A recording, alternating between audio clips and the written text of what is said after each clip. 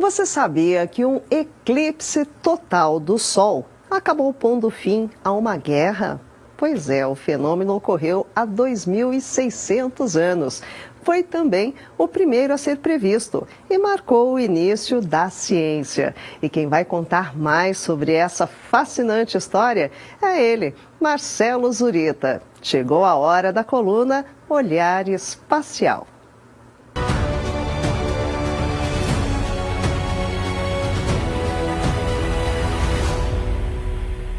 Olá pessoal, saudações astronômicas. Na história da astronomia, diversos eclipses são conhecidos por sua importância científica. Tais fenômenos nos oferecem a chance de estudar detalhes do relevo lunar, a coroa solar e até mesmo comprovar a teoria da relatividade de Einstein. Entre todos eles, o mais importante foi o eclipse ocorrido há mais de 2.600 anos, que foi capaz de encerrar uma guerra e é considerado o fenômeno que marcou o nascimento da ciência. A sombra do eclipse total, ocorrido em 28 de maio de 585 a.C., escureceu o campo de batalha e pôs fim a uma guerra que já durava mais de 5 anos entre lídios e medos. Tão assombrados quanto os guerreiros dos dois reinados que lutavam naquele dia, ficaram os gregos ao perceber que aquele eclipse teria sido o primeiro da história cuja ocorrência teria sido prevista por Tales de Mileto. O palco daquela guerra e do eclipse era o planalto da Anatólia Oriental, onde hoje é a Turquia. Em campo, o exército do reino da Lídia, liderado por Alíates, e do reino Medo, conduzido por Ciaxares. Segundo escreveu o historiador grego Heródoto, no 6º ano da guerra travou-se uma batalha às margens do rio Alis. E quando a luta tinha começado, de repente, o dia se transformou em noite. Os lídios e os medos, quando viram que a noite substituíra o dia, cessaram sua luta, ansiosos de que a paz se estabelecesse entre eles. Como todos sabem, um eclipse total do Sol é algo muito raro de se ver, e naquela época, para a maioria das pessoas era algo sem explicação. Por isso, sua ocorrência sempre esteve associada a algum tipo de insatisfação divina, premonição de catástrofes e, principalmente, queda de reinados. Para lídios e medos, no campo de batalha, o eclipse foi interpretado como um aviso dos deuses de que aquela luta estava muito chata e que eles tinham que acabar com aquilo. Diante da insatisfação dos deuses, Alíates e Ciaxares se apressaram em fechar um acordo de paz. Ficou definido que o rio Alis seria a fronteira entre os dois reinos e, para selar a aliança com muito amor, Arienes, a filha de Alíates, foi dada em casamento para Astíages, filho de Ciaxares. E foi assim que um eclipse total do Sol encerrou uma guerra de 5 anos em apenas uma tarde. Mas o que nem medos nem lídios sabiam é que aquele fenômeno não era um sinal de ira nem de tédio divino. Por outro lado, não muito longe dali, o filósofo grego Tales de Mileto sabia que o eclipse iria ocorrer. Sabia que era apenas um fenômeno natural, só não sabia que aquele alinhamento entre Sol, Lua e Terra poderia provocar o fim de uma guerra e um casamento não muito desejado entre os inimigos. Tales foi um dos grandes pensadores gregos que viveu em Mileto entre os anos 624 e 548 a.C.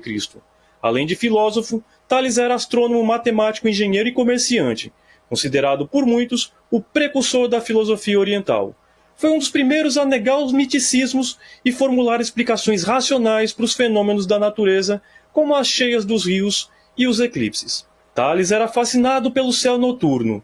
Segundo uma criada da Trácia, ele sabia exatamente a posição dos astros no céu, mas era incapaz de reconhecer o que havia à frente dos seus pés. Ela disse isso depois que Tales caiu em um poço, enquanto observava as estrelas. Não se sabe ao certo como Tales previu o eclipse de 585 a.C.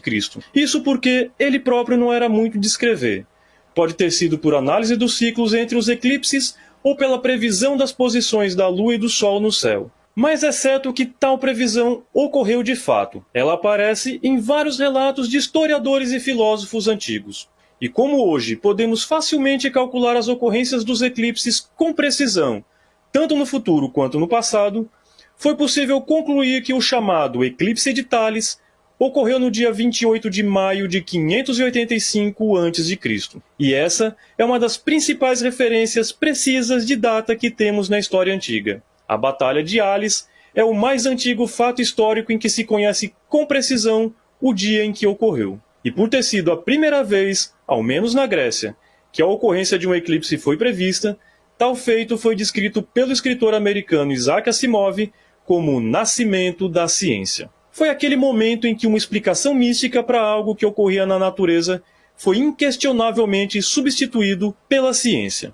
Provar que os eclipses eram apenas um fenômeno natural e que se poderia prever quando ocorreriam, significava que os reis não precisariam mais se preocupar com eles, pois não seria um anúncio dos deuses de que algo muito ruim poderia acontecer com o soberano. Mas isso na visão dos filósofos. Na prática, o que aconteceu foi que a capacidade de prever esses fenômenos não reduziu o temor que os governantes tinham sobre os malagouros de um eclipse, mas deu ao rei uma forma de se proteger deles. Entre os babilônios, por exemplo, quando os astrônomos reais previam a ocorrência de um eclipse, o rei abdicava do seu trono para se preservar.